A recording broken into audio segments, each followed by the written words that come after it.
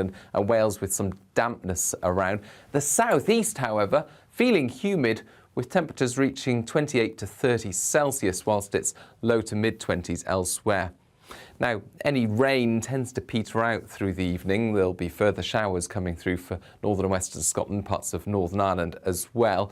In between, a lot of cloud covers the map, and that cloud's still with us on Wednesday with some outbreaks of rain, but Thursday and Friday turn drier and brighter.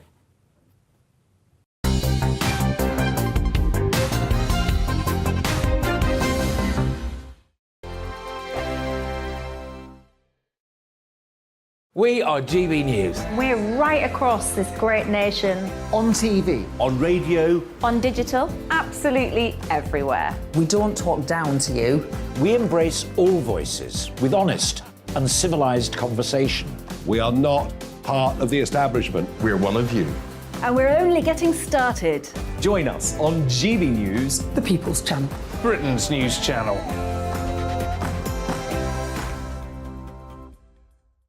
Hi there, it's Stephen and Anne. At breakfast from 6 a.m, you'll always be caught up with everything you need to know. The latest headlines, opinions and debates. We'll bring you the good news and the bad, but most of all, we're here for you. Remember, send in your views and let us know what you would like us to talk about. That's because we're your news channel. And every morning at 6 a.m, it's breakfast on GB News. My name's Tom Harwood, and join me 9:30 a.m. every weekday for The Briefing, your one-stop shop for everything you need to know about what's going on in politics today. I wonder if this is a deal that might need to be like the biscuits in this factory, twice baked. Is there not an opportunity here to win out against the extremes? Tom Harwood, GB News. What are you going to do about it? Things should have been done differently, and they certainly are being done differently. Don't miss it. The Briefing with me, Tom Harwood, 9:30 Monday to Friday on GB News. Where would you like to go? Just take me to the studio, please, mate. You know where you're going. I've got a show to do. Friday Night Feast on GB News, 7 p.m. And it's like nothing you've ever seen before. We take a different angle on the week's biggest news stories. The viewers and listeners set me some absolutely mad challenges to do. We tried to rehome a rescue dog. And yes, there's some other wacky stuff in there as well. I feel like I could take on the world.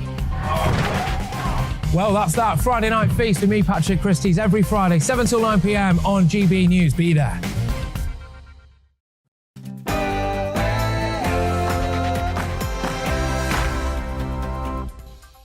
Hello and welcome to We Need to Talk About on GB News with me, Alex Phillips, where we get stuck into the day's big issues that need looking at in depth. Nothing is off the table, and I'm not cancelling anybody for saying what's on their mind. Keeping me company today is Nigel Nelson, who's the political editor of the Sunday Mirror and the Sunday People. And here's what we'll be discussing on today's show. Football finally came home and the Lionesses have been celebrating their Euro 2022 win. But why have we been so woefully behind the times when it comes to the women's game? And more promises from our would-be Prime Ministers. But is it all any more than just hot air? Will anyone actually be keeping tabs on their pledges, or is this just an exercise in nonsense? Plus, Priti Patel plans to give the French millions more for migrant patrols and surveillance. But why aren't they already doing more? That's what we're talking about for the next hour. What do you need to get off your chest? Email me, gbviews@gbnews.uk, or you can tweet the programme at gbnews. First, though, it's time for the GB News headlines with Rosie.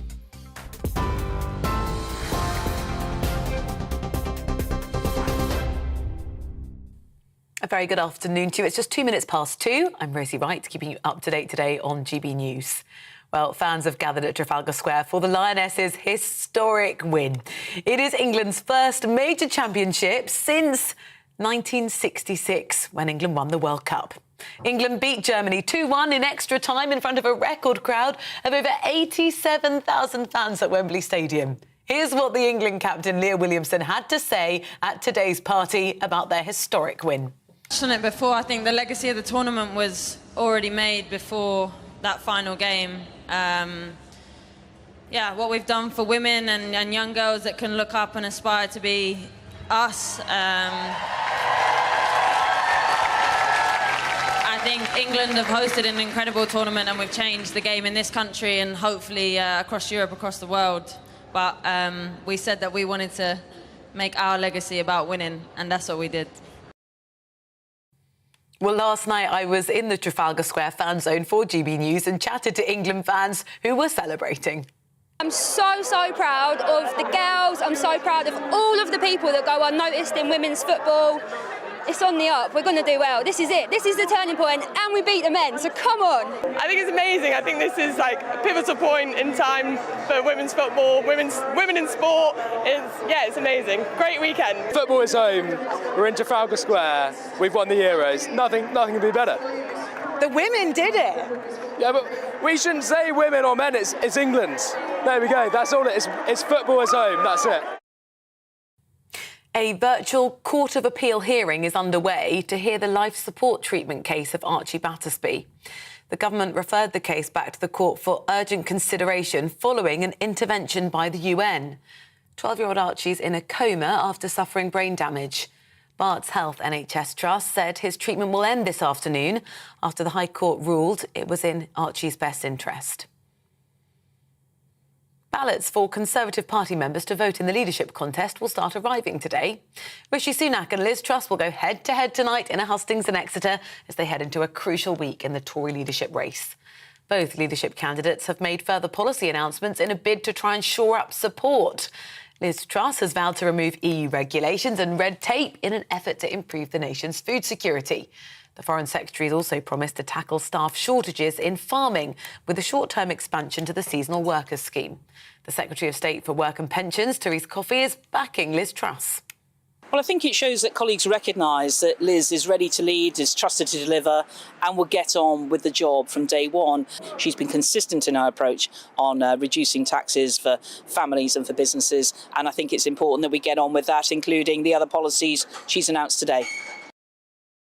Meanwhile, Rishi Sunak has committed to taking 4 pence off income tax within 7 years if he becomes Prime Minister. The former Chancellor said he had a plan to cut the basic rate from 20 pence in the pound to 16.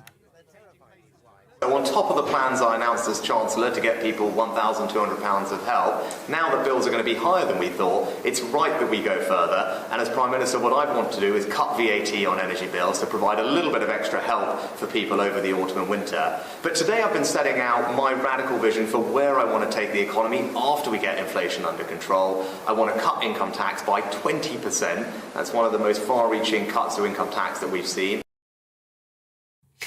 Lincolnshire police have charged a 22-year-old man with the murder of 9-year-old Lilia Valiotier. She was found stabbed on a street in Boston on Thursday. Lithuanian national Davidas Kabas was arrested yesterday after information was provided from the public. He'll appear at Lincoln Magistrates Court today. Ukraine's infrastructure minister says a ship carrying grain has left the port of Odessa for Lebanon under a safe passage agreement. It's the first vessel to depart as part of a deal to unblock Ukraine's Black Sea ports. The sailing was made possible after Turkey and the United Nations came to a grain and fertilizer export agreement between Russia and Ukraine last month. Ukraine's foreign minister called it a day of relief for the world. Political leaders and dignitaries have gathered in Lisbon, County Antrim, for the funeral of Lord David Trimble. The former Ulster Unionist Party leader and Nobel Peace Prize winner died last week, aged 77, following an illness. Lord Trimble played a key role in forging the 1998 Good Friday Agreement that ended decades of conflict in Northern Ireland. This is GB News. I'll bring you more as it happens. Now let's head back to Alex for We Need to Talk About.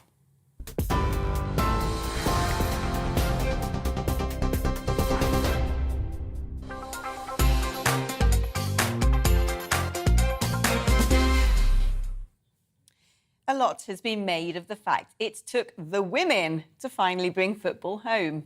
It will be an inspiration, we keep hearing. I should think so too. Germany set up a women's league back in 1971. Guess when we professionalised the girls' game? 2 years ago. Forget 56 years of hurt, more like 50 years of neglect. Next bit of trivia. If the men get paid £1 million each for winning the final, what do you reckon the Lionesses will be given? 1/2 of that? 1/4? Nope, 5% of it, £55,000 each. And for a game where 14 fouls were committed in the first half alone, I don't remember a single player writhing on the floor like they were acting out a Shakespearean death scene.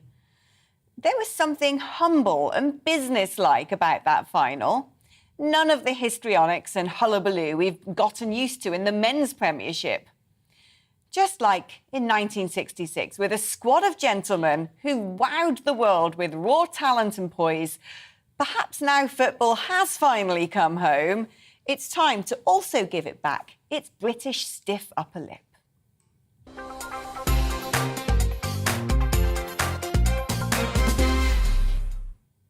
Well, joining me now on the show first from the celebrations at Trafalgar Square is GB News reporter Paul Hawkins. Paul, not long ago I saw the pictures flashing up on the television screen. It looks like a jolly old party down there. Is it quietened down a bit? Yeah, it has now. The players have just left actually on the team bus. I've never seen a reversing coach in Trafalgar Square being given such a send-off. So many people cheering, so many honks from the team bus, but they have left now. Earlier they were on the stage. All the players pretty much got to have their say. Some of them looking a little bit, and by their own admission, a little bit worse for wear. One of them said they've been partying all night as much as they've been playing over the last 24 hours. Some of them wearing sunglasses, but you know, a lot of them were talking about, you know, things like legacy, about how much it means to them personally, about the fact that even before the final, they'd already created history for the women's game and already put it on the map as something that's to be stood up and noticed and watched in this country. We heard from Serena Wiegman, the England women's coach as well, who said that these weren't just great players, they were great human beings. And indeed, the players actually broke into a rendition of Sweet Caroline with the fans. And you saw them yesterday at the press conference after the game. They charged in when their manager was giving a press conference, started dancing around on the table. They're not media trained, or if they are, they didn't care. They're authentic. They've got that special connection. They're like the fans, and they play for the fans, and that just only adds to the love and admiration for this bunch of players who really have achieved something quite historic, not just in terms of sport, but also from a society point of view. I mean, we talk about gender equality. This is massive, right? 50 years ago, women's football were banned. You were told, as a woman, you don't play football. And then when the FA lifted that ban, they said, OK, you can play football, but you're not very good and we're not going to take it seriously. And really that attitude has pervaded for decades on. And it's only recently, in the past few years, that the women's game has started to be taken seriously, that money has gone into the grassroots, and that this is the culmination and hopefully the continuation of a journey that sees them hopefully lift the World Cup in Australia and New Zealand next year. We heard one of the players saying that's their next goal, no pun intended. And really, women's football needs to kick on from here, and that the little girls, and I've been speaking to them here today that have been watching this, they want to go into school and to play football. 44% of secondary schools teach the girls as much as the boys when it comes to football. That's 56% of secondary schools that need to up their game in terms of giving girls the opportunity to play football and forming the England team for generations to come. Paul, wonderful summary there. Thanks so much for that. Really enjoyed your reporting from Trafalgar Square. Our very own Paul Hawkins getting into the atmosphere off the back of that amazing win by our Lionesses. Well, joining me now on the show is Lauren Smith, who's the Bristol City women's head coach. This is a huge moment for women's football in England, isn't it? I mean, I didn't expect this to happen. A few months ago, I hadn't even really heard of the Lionesses. Yeah, and that's the biggest thing that can come from this, is that you've already mentioned about the legacy, that there's hopefully more girls going into schools and wanting to play, and then off the back of it, more girls going into football clubs. But people keep coming and speaking to us that work in football and say, you know, women's football is growing. And I think off the back of what happened yesterday, they've just, you know, blown the ceiling off it. We don't know where we can go to now. And I think that's the most exciting bit, that there'll be young girls and young boys that know the names of that squad that just won the Euros yesterday. I was speaking to someone earlier and I couldn't believe some of the information, considering we are the home of football, that our Premier League is probably the most watched sports tournament in the world. And as a country, we've really dragged our heels on promoting the women's game. I mean, let's talk frankly about this. What sort of salaries professional women's footballers, what are they on? Do they need second jobs and things like that? It depends across the game, really. When you look at the men's game, it's professionalised in probably the top 4 leagues. They get paid as professionals. In the women's game, the top league, the WSL, is fully professional, and they wouldn't need second jobs. But then you drop down into other leagues, and yeah, they would be needing second jobs. And probably by the third tier, it's probably completely voluntary and still a hobby. So yeah, we're not there in terms of the depth of that professionalisation, and it's, you know, moving there gradually, but hopefully with something like this that we're experiencing right now, that'll happen even quicker. So I'd encourage people to get down and watch their local teams, because that's what helps the clubs grow. And talk about some of the women in your team. When did they actually begin football and deciding that they wanted to become footballers? Is it something that they've had to do throughout their lives from a very young age, or have some of them joined quite late in life? I'd say a lot of our players have been. Oh, it looks like we've lost Lauren there just when we were getting into the juicy stuff. Well, that's okay. Oh, she's back. There's Lauren. You went dark for a minute. I'm glad you're back. Yes, I know. We were talking about the girls and when they sort of started playing football. Yeah, a lot of our players will have been playing for a long time, whether grassroots, a lot of them playing with boys' teams as well to get that extra challenge, the better players. So they'll have been in the game for a long, long time before, you know, like you said, before the Lionesses became big and before the game was professionalised. So they'll have played for a long time, but in a professional environment only the past few years. I mean, off the back of this is now a really great platform to advance the women's game. What sort of things do you want to see changing? What sort of, you know, developments do you want to see take place in the sport? It goes along with equity and equality for me, and a lot of what we can do is to, you know, look after the younger players as they come through. So a lot of clubs in the boys' game have academy setups and pay their players when they're a lot younger than we do in the girls' game. I think that can help us really focus our younger players, our 18s and under 21s, being able to concentrate on football education and also get what they're worth from it. So hopefully, you know, salaries increase, but the access to salaries. But also, I think the biggest thing is making sure that 87,000 people that were in the stadium yesterday go to their clubs and watch it, because it's, you know, that's the biggest thing. We want to play in front of people. We want to have that support behind us, because that is what we do it for. It's not actually the money. It's never been that, because that's not what we entered it for. But actually enjoying it, making sure that people feel inspired is everything.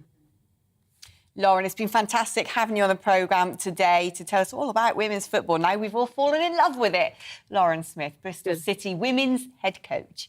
Well, joining me throughout the show is Nigel Nelson, who's the political editor of the Sunday Mirror and the Sunday People.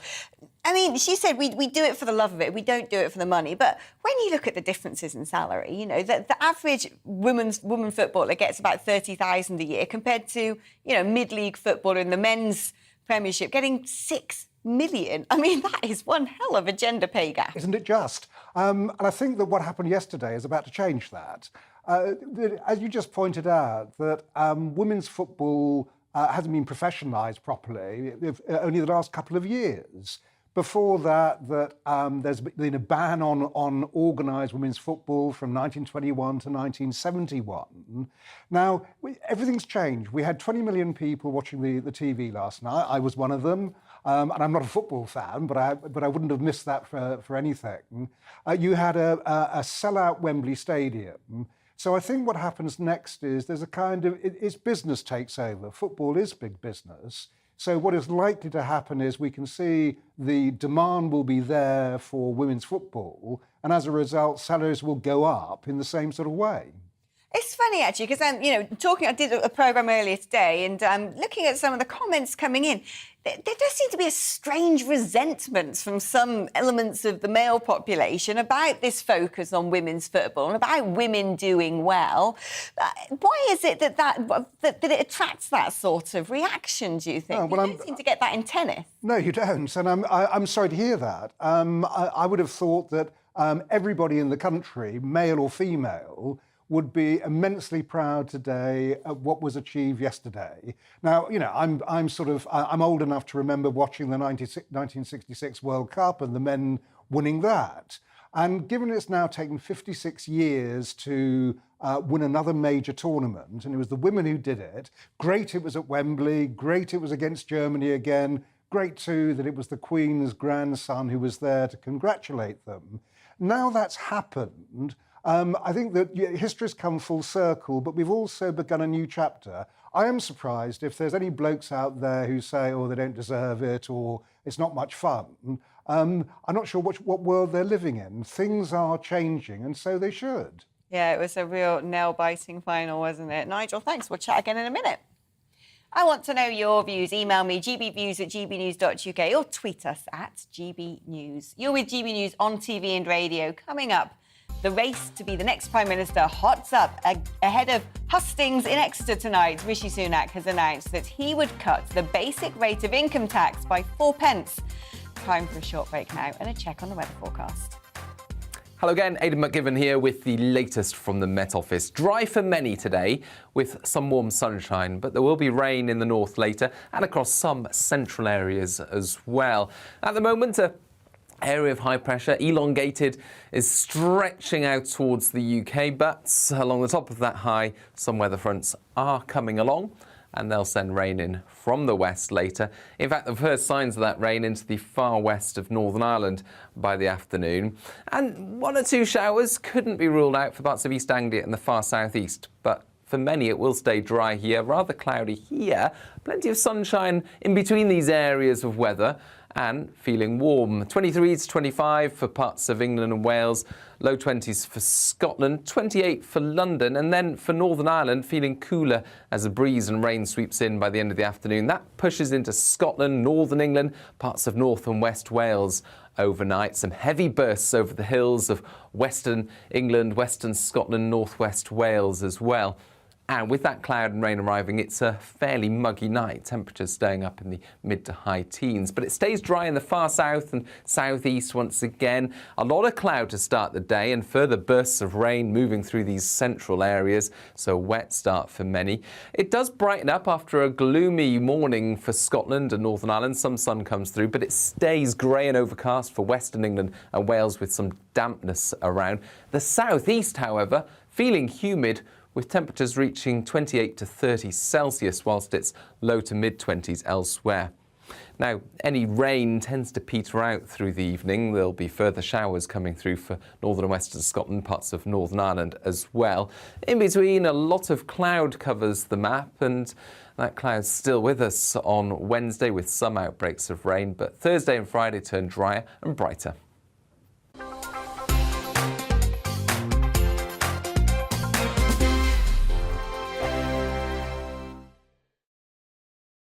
We are GB News. We're right across this great nation. On TV. On radio. On digital. Absolutely everywhere. We don't talk down to you. We embrace all voices with honest and civilised conversation.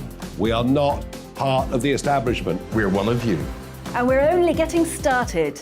Join us on GB News, the People's Channel, Britain's news channel.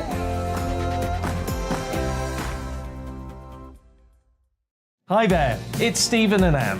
At breakfast from 6 a.m, you'll always be caught up with everything you need to know, the latest headlines, opinions and debates. We'll bring you the good news and the bad, but most of all, we're here for you. Remember, send in your views and let us know what you would like us to talk about. That's because we're your news channel. And every morning at 6 a.m, it's breakfast on GB News. My name's Tom Harwood, and join me 9:30 a.m. every weekday for The Briefing, your one-stop shop for everything you need to know about what's going on in politics today. I wonder if this is a deal that might need to be like the biscuits in this factory, twice baked. Is there not an opportunity here to win out against the extremes? Tom Harwood, GB News. What are you going to do about it? Things should have been done differently, and they certainly are being done differently. Don't miss it. The Briefing with me, Tom Harwood, 9:30 Monday to Friday on GB News. Where would you like to go? Just take me to the studio, please, mate. You know where you're going. I've got a show to do. Friday Night Feast on GB News, 7 p.m. And it's like nothing you've ever seen before. We take a different angle on the week's biggest news stories. The viewers and listeners set me some absolutely mad challenges to do. We tried to rehome a rescue dog. And yes, there's some other wacky stuff in there as well. I feel like I could take on the world. Well, that's that. Friday Night Feast with me, Patrick Christie's, every Friday, 7 till 9 p.m. on GB News. Be there.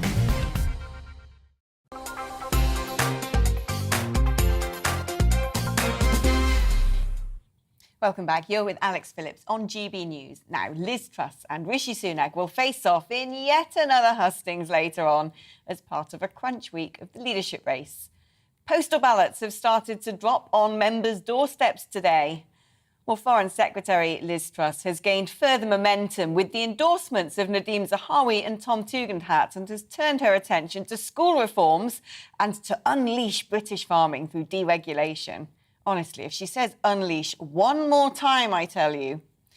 Meanwhile, the former Chancellor, Rishi Sunak, has promised a shake-up of the NHS if elected and has vowed to take 4p off income tax, which will be the largest cut in 30 years. That man really needs to make his mind up on the whole tax thing.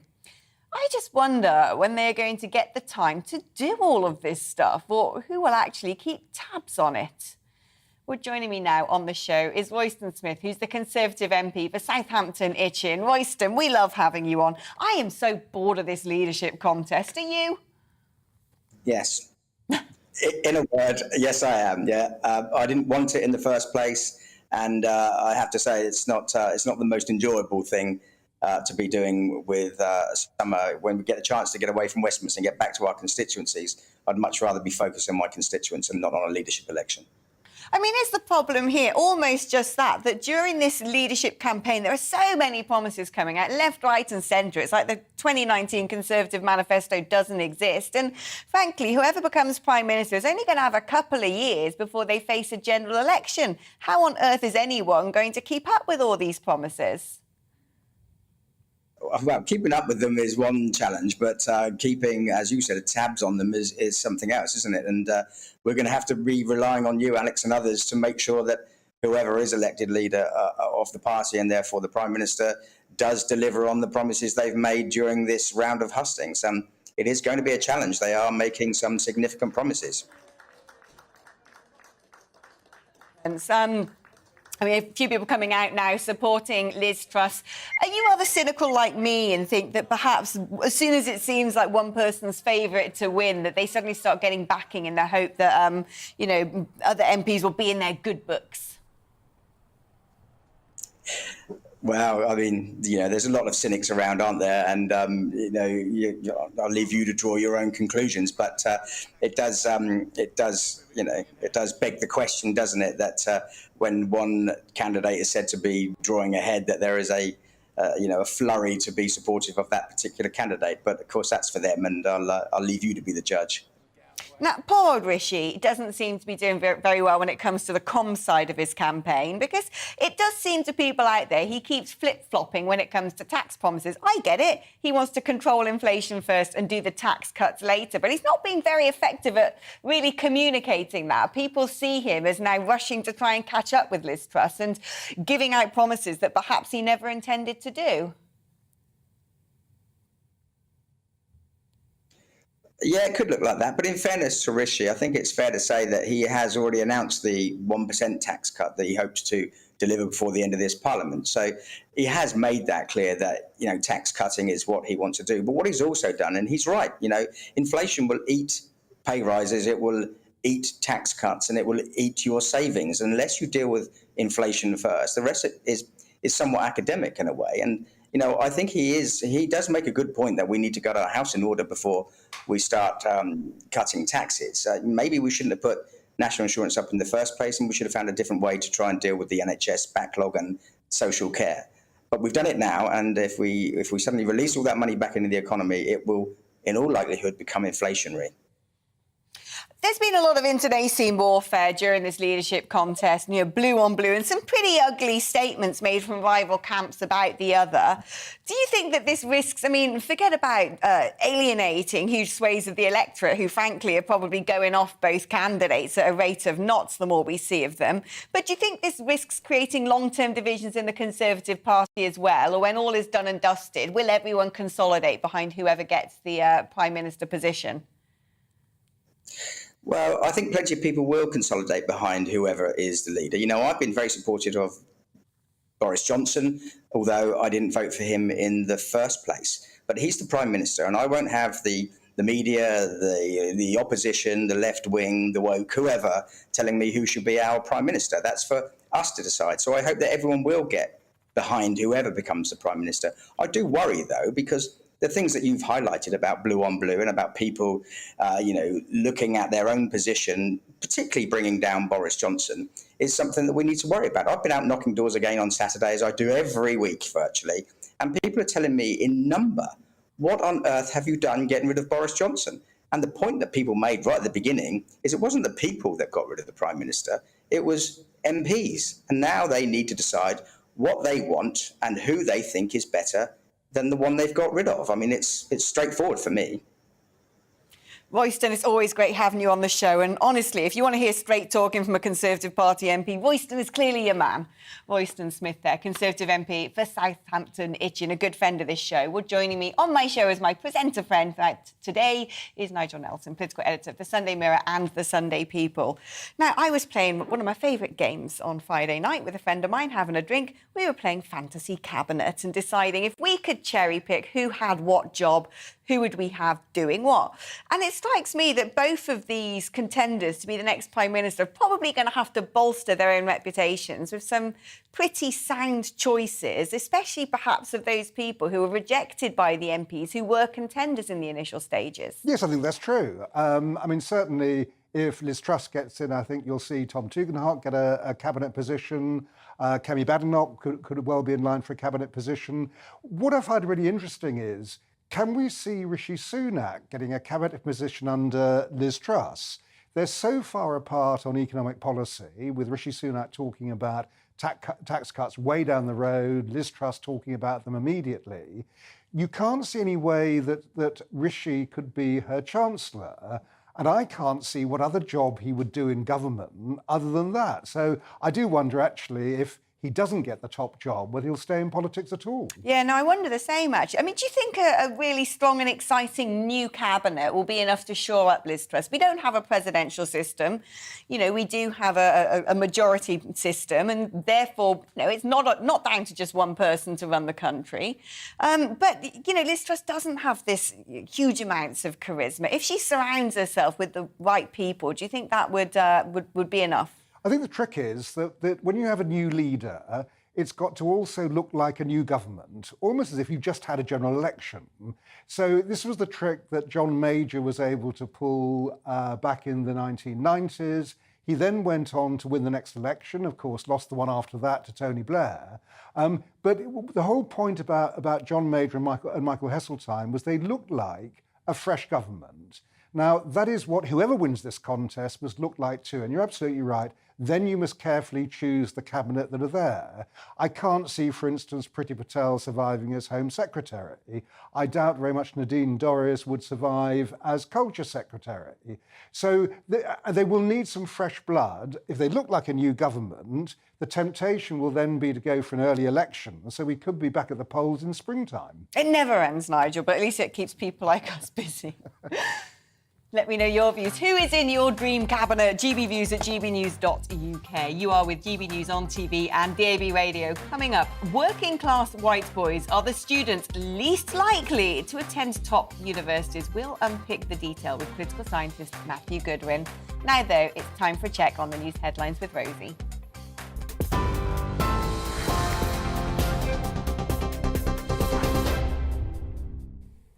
Good afternoon, it's 2:32. I'm Rosie Wright, keeping you up to date on GB News. Fans have gathered at Trafalgar Square for a party to celebrate the Lionesses' historic Euro 2022 win. It's England's first major championship win since 1966 and that World Cup.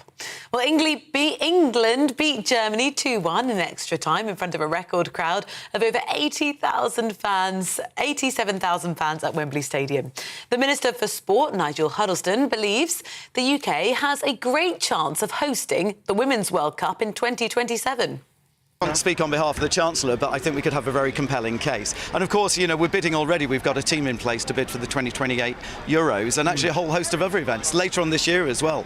We've got the Rugby League World Cup, we've got international gymnastics, you know, so, and we're currently hosting, as I said, the Commonwealth Games. So, we punch above our weight in major international sporting events, but we can do even.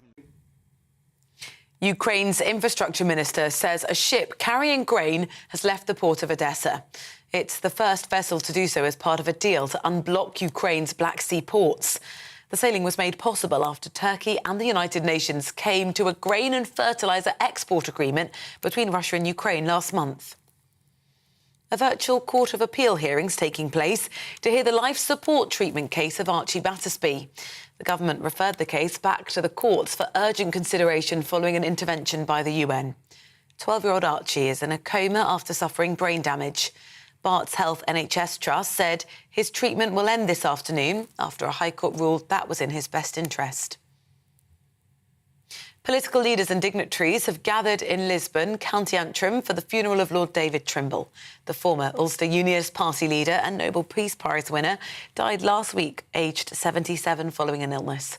Lord Trimble played a key role in forging the 1998 Good Friday Agreement that ended decades of conflict in Northern Ireland. TV, online and DAB+ radio, this is GB News. Now let's head back to Alex for We Need to Talk About.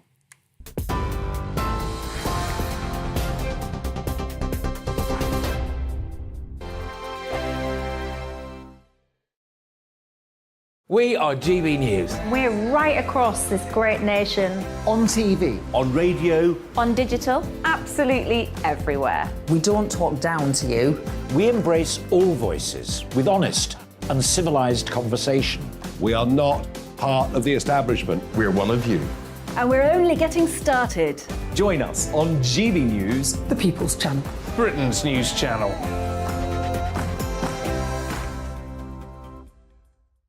Hi there, it's Stephen and Anne. At breakfast from 6 a.m, you'll always be caught up with everything you need to know, the latest headlines, opinions and debates. We'll bring you the good news and the bad, but most of all, we're here for you. Remember, send in your views and let us know what you would like us to talk about. That's because we're your news channel. And every morning at 6 a.m, it's breakfast on GB News. My name's Tom Harwood and join me 9:30 a.m. every weekday for The Briefing, your one-stop shop for everything you need to know about what's going on in politics today. I wonder if this is a deal that might need to be like the biscuits in this factory, twice baked. Is there not an opportunity here to win out against the extremes? Tom Harwood, GB News. What are you going to do about it? Things should have been done differently, and they certainly are being done differently. Don't miss it. The Briefing with me, Tom Harwood, 9:30 Monday to Friday on GB News. Where would you like to go? Just take me to the studio, please, mate. You know where you're going. I've got a show to do. Friday Night Feast on GB News, 7 p.m. And it's like nothing you've ever seen before. We take a different angle on the week's biggest news stories. The viewers and listeners set me some absolutely mad challenges to do. We tried to rehome a rescue dog. And yes, there's some other wacky stuff in there as well. I feel like I could take on the world. Well, that's that. Friday Night Feast with me, Patrick Christie's, every Friday, 7 till 9 p.m. on GB News. Be there.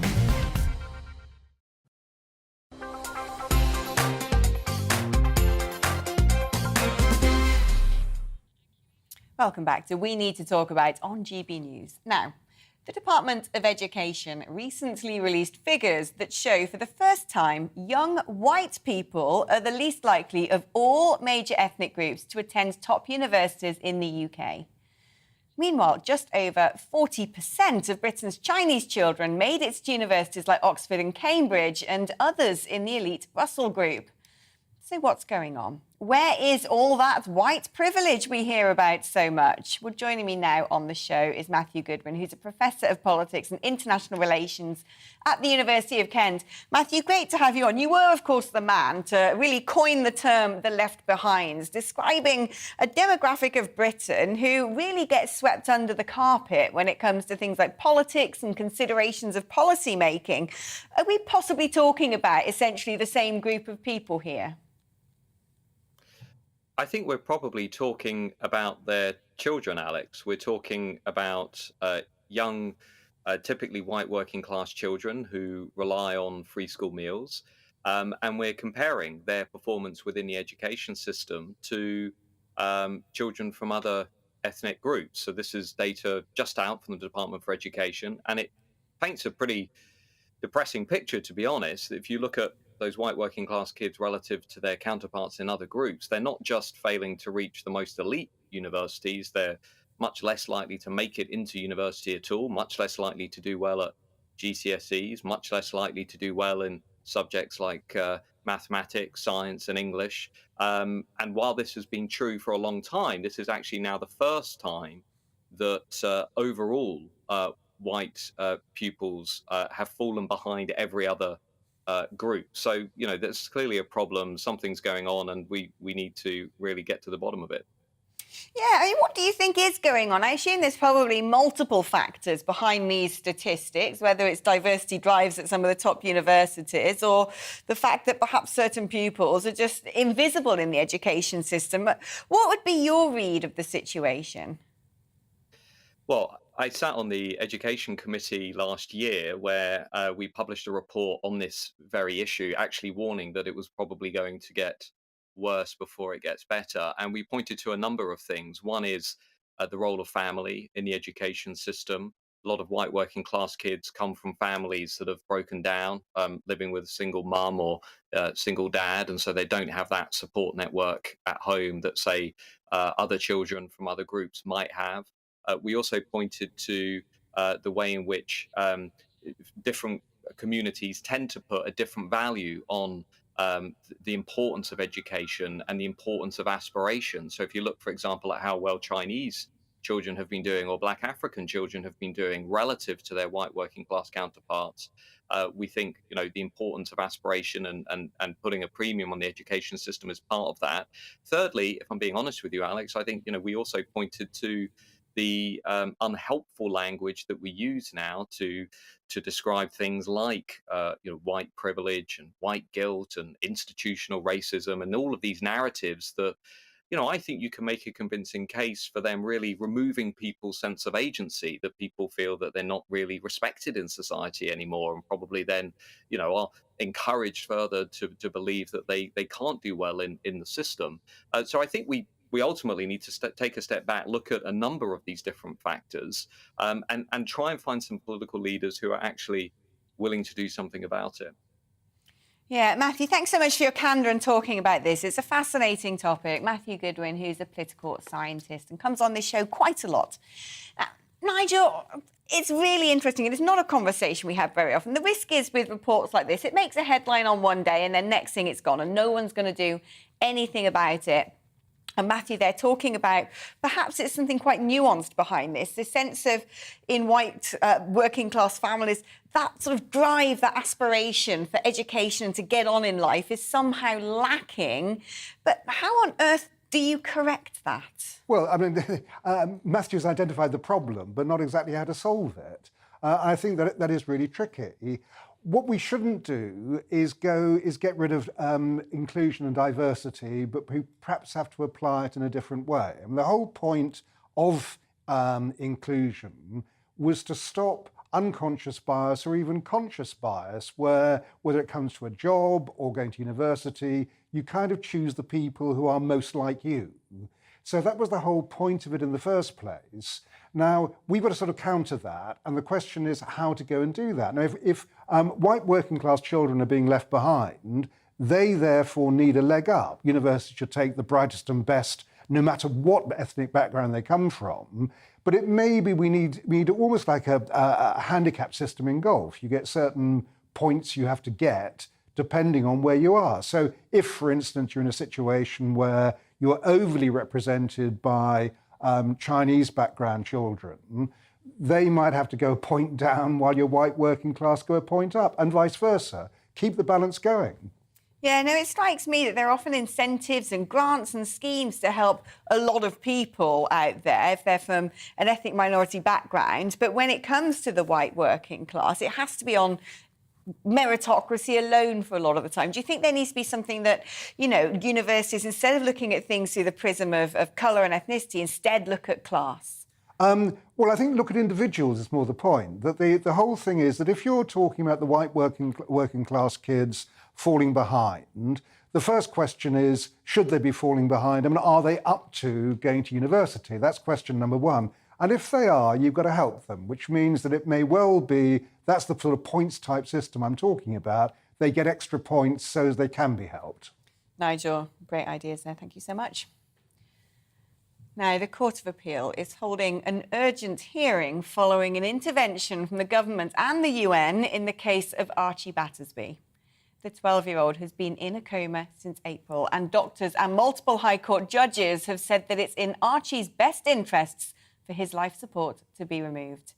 The Barts Health NHS Trust in London, which is caring for Archie, had written to Archie's family saying that treatment would be stopped today. Well, GB News London reporter Alice Porter is outside the Royal Courts of Justice. This is a constantly moving story, Alice, so give us the latest. Absolutely, there have been so many twists and turns along the way, but I think very much the parents of Archie Battersbee had pretty much exhausted all their legal avenues within the UK, and last Friday they made an urgent application to the United Nations for the Committee for the Rights of People with Disabilities, and they in turn have made a request to the British government urging them not to switch off Archie Battersbee's life support machine until the committee had a chance to look at the case themselves. Now, that's in turn the government have listened to this, and they have referred this case to the Court of Appeal, which is what the judges in the family court have been looking at today. And I suppose the real key question here is, just because the United Nations have put this pressure on the government, does the Court of Appeal have to listen to it? And I suppose that's the crux of the matter today. I mean, the barrister on behalf of the family said that if the court wasn't to listen properly to what the United Nations say, it would be a flagrant breach of international law. Now, that's very much refuted by the barristers on behalf of the hospital, who say quite simply the courts are governed by domestic law in this country, and just because a committee from the United Nations may have said that, it doesn't mean that is something that has to be taken into effect here, particularly given the fact, and it's crucial, is that this has already gone through the High Court to two judges who said that this was in Archie's best interest to have the life machine switched off. And Alice, I mean, first of all, there was the tragic news given that the life support machine was going to be turned off at 2 o'clock today, 45 minutes ago. That hasn't happened. What are the time frames now moving forward? Yes, the time frame is that when the Court of Appeal sort of began today, they said that nothing would happen until a decision has been made. But as you're sort of pointing out there, I mean, this is all very much sort of down to the wire. I mean, in some ways, this has been going on for a number of months. We followed it extensively on this programme. But from the parents' point of view, this entire procedure has been very, very rushed. I mean, they put this application through to the UN on Friday. We're now here we are on Monday. They're expecting to have their son's life support machine switched off within hours. And of course, that's having an enormous toll on the family. Holly Dance, the mother of Archie Battersbee, was talking about the sheer anxiety she has had over the weekend. They're waiting for an enormous decision to be made about what exactly will happen to their son later today. Alice, thank you ever so much for getting us up to date. Alice Porter, our London reporter there.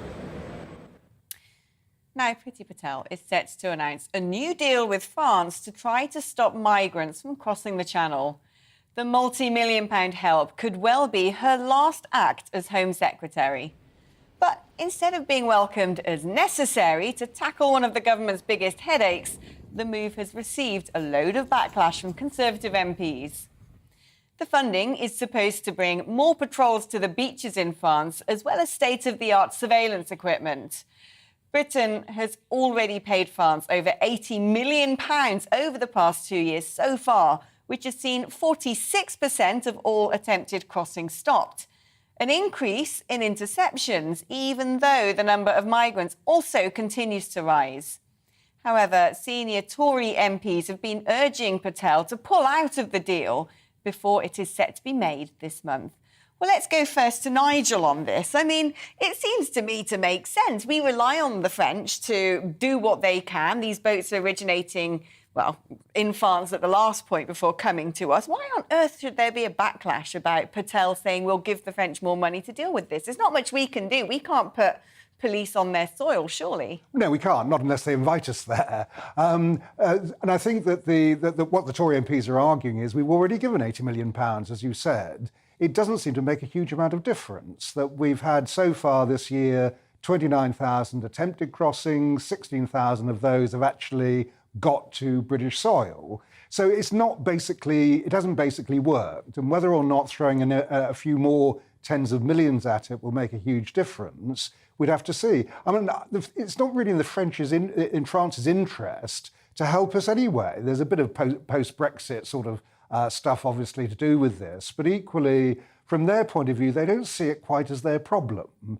And what I do think, though, with now 100 million people on the move, and that's been increased by 11 million from Ukraine, this is a global problem. And the only way we're going to solve it is if it's done internationally, we all get together. Nigel, thank you very much. Well, let's talk now to Harjat Bangal, who is an immigration lawyer. Harjat, we've spoken about this on the programme before, and Nigel, they're saying that this is an international problem, and indeed it must be, right? Because these people have not landed in Britain in the first instance and traversed many borders to get to the point that they're in a small boat crossing the channel. Talk to us potentially about some of the routes these migrants are taking that you know of. A lot of routes stem from various places, i.e. people from Asia often come to Moscow, cross the border into the Slovak Republic, and then through Austria and through various countries until they get to France. A lot of people from Africa, they come via the Italy route and through Spain. So the routes are various. However, the routes are well known because the same routes have been used for the past 30 odd years. What is surprising is that no one's actually caught the people smugglers who are doing it. So instead of throwing money at France, why doesn't everyone get together, just collaborate, make a pool and hire an elite task force to catch the people smugglers? You'd want to catch the drug dealers, not the victims. And it's the same sort of case, hoping that if we lock up in drug users, that perhaps drug dealing will stop. It just won't. They'll just find new users. So the key is to find the people smugglers, and that's not happening. We've given France money before. It's almost as if nobody cares about the public's money. And, you know, here you go, here's another 50 million. We know the routes. It's like someone catching a bus from the same bus stop, arriving at the same destination for the past 30 years. We know where they come to Dover, they come to Kent, they come to Tilbury. We know the places where they get from as well, Calais. And yet we're unable to catch the person who's trafficking them. So there's very much a lack of effort in order to catch the people smugglers. Once there is a united effort to catch the people smugglers, you watch how the problem becomes alleviated. Yeah, I mean, do a lot of the migrants coming over the channel try and seek asylum in any of those other countries first? Or is it that they are taking a direct route, albeit passing through these countries, but taking a direct route to try, in the first instance, to seek asylum in the UK? No, the majority of them, if say someone's coming from Russia, a group's coming from Russia, about 90% of them or plus will seek asylum in Europe, usually in the first country they come to. That's why Germany bears a brunt, Austria bears a brunt of asylum seekers and takes on most of them, according to the numbers. A small proportion trickle down to the UK because they have ties here. They've heard great things about the UK, and that's the ultimate destination. And also that's where the traffickers have taken the money from to get them there. So there is a minority, but compared to a lot of other countries, we're very small in numbers. The problem is we are a very small country. We're not as big as Spain, France, Italy, or Germany, and therefore it does get congested. And according to that, there's a lot of pressure put on local authorities and on domestic services here. So that sort of seems the issue. If we had a lot more space, then perhaps it wouldn't be seeming that much. However, all the solutions tried so far have failed, and we've seen the numbers just this month. I mean, last month was 3,500. So we spent money, 120 million we paid to Rwanda. Initially, we were told there were 500 spaces there. Recently, we've been told it's just 200 spaces now there. And not a single person has gone. So it does seem as if money is being thrown out. We're spending millions, possibly billions, and not really getting anywhere. Yeah, couldn't agree more. Harjap, it's always great talking to you on this. Harjap Bangal, though, who's You a too, UK Alex. immigration lawyer. And I'm going to come back to you finally on this, Nigel. I mean, Russia, he says, it reminds me of, it wasn't even that long ago, the scenes on the borders of Belarus and Poland, where Belarus was weaponising the use of migrants, you know, standing by those chicken wire fences, trying to create huge amounts of unrest. I mean, Europe should be taking this seriously, shouldn't they? It sounds to me like Russia are using migrants as another sort of underhand act of aggression. Yes, I mean, that's my point about internationally. This should be done not by a country-by-country basis. It should be done on an international basis. And it may be that when it comes to the people who come here, we have to have a different way of doing it. Now, the Syrian refugee plan, when we took 20,000 Syrians in, hugely successful. But we took those people from recognised refugee camps before bringing them over here. That kind of thing discourages channel crossings. Yeah, but I mean, do you suspect that there might be collusion? Is it the fact that a lot of these European nations, because immigration is a hot topic in a lot of parts of the West, are simply willing to turn a blind eye? Yes, and they just don't get together. That they won't get together and come to an agreement for that very reason, because it is such a hot topic. And it is a huge thing to try and deal with. If you're dealing with 100 million people, we've got to find a way of putting them, well, spreading the load out a bit. Turkey's taken 3 million. You've got huge refugee camps in Jordan. We've all got to actually take our fair share. The question is how you establish what is a fair share. Yeah, how do you indeed when people won't get round a table? Nigel, it's been wonderful having your company on the show today. It's always great hearing your thoughts. Well, let's get some of your thoughts as well, particularly on women's football. Alan says some of the fouls were a bit over-dramatic on the night, but that's football. However, it was nothing like the soppy men's team. Well done, girls, and well done, Alan, for sending that in. Paul says, slowly but surely, the women's game has been gathering momentum, and they have done it now. They have kicked their way right into the limelight. Women's football is on the up. Anne says, yes, they should be paid equally. They've earned it. They practice and they put their heart and soul into it. Look at the match our women gave us. I am so proud of them. I'm so proud of them as well. And Nigel and I were just talking earlier about how authentic these girls were, that watching that, they really felt relatable, didn't they? Like the daughters of your friends, your next door neighbours, not these big sort of superstars you get in the Premiership in the men's game, but people that you look at and you can really empathise with. So maybe that is the magic of it. And maybe now that football has come home, we can start to put some of the magic back into it.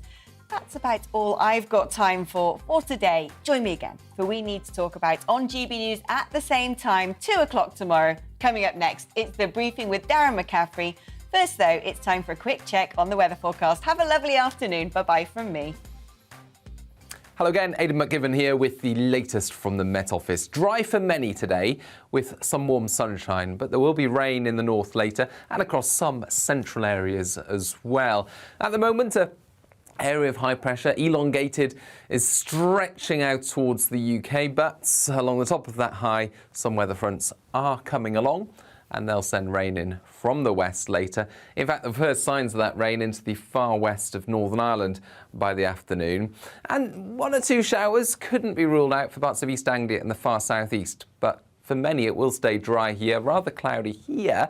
Plenty of sunshine in between these areas of weather and feeling warm. 23 to 25 for parts of England and Wales, low 20s for Scotland, 28 for London, and then for Northern Ireland feeling cooler as a breeze and rain sweeps in by the end of the afternoon. That pushes into Scotland, Northern England, parts of North and West Wales overnight. Some heavy bursts over the hills of Western England, Western Scotland, Northwest Wales as well. And with that cloud and rain arriving, it's a fairly muggy night. Temperatures staying up in the mid to high teens. But it stays dry in the far south and southeast once again. A lot of cloud to start the day and further bursts of rain moving through these central areas.